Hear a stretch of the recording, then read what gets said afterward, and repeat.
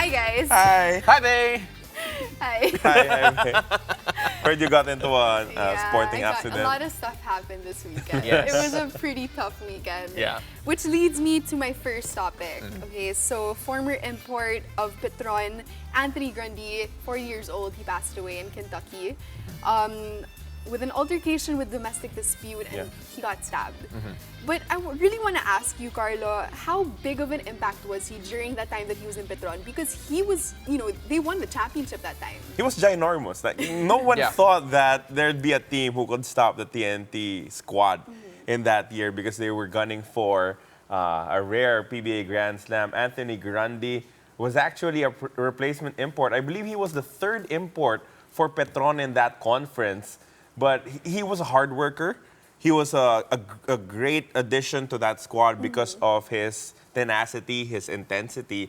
And he really, spearheaded that attack and led them to a championship. And, you can just sense it coming from the San Miguel Beer fans now, that they still look back fondly at that year because they struggled. They struggled mightily after that one. They had a long Petronovela spell, but it is something that they look back on. And it brings a smile on their faces. So rest in peace, Anthony Grundy. And of course, condolences to his family. Yeah.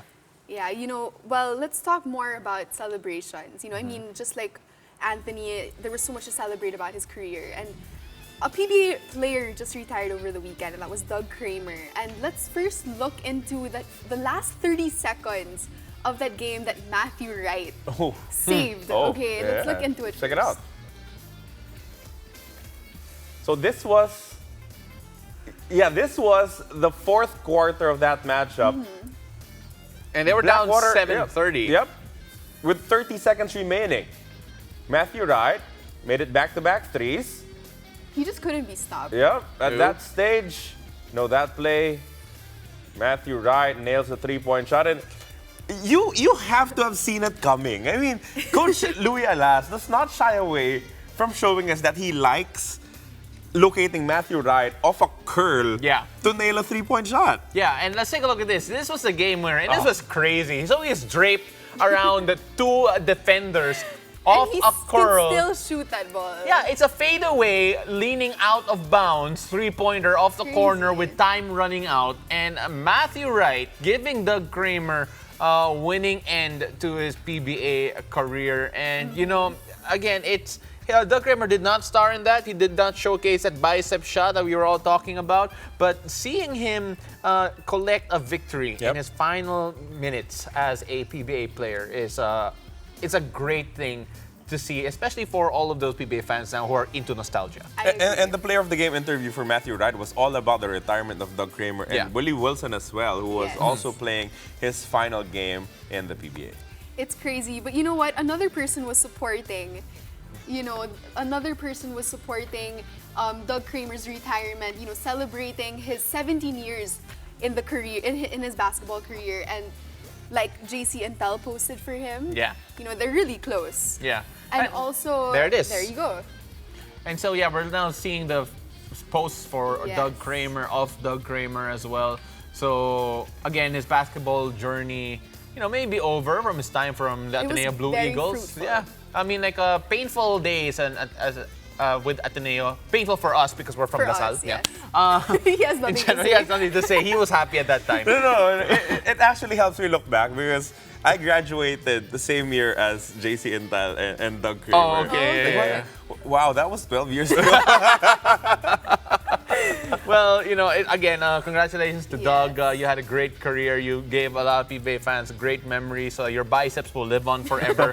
And his cute kids. Oh, yeah. They will. Oh, my God. They were in all-out support. Team Kramer was there, Team Kramer cheering out the was Field there. Masters. But you know who else was there to support them all out? Especially Doug. It was Calvin Abueva. Technically, he wasn't there. Yeah, technically he wasn't there, but he was in still spirit. supporting in spirit. I mean, look at that photo that he posted on his Instagram.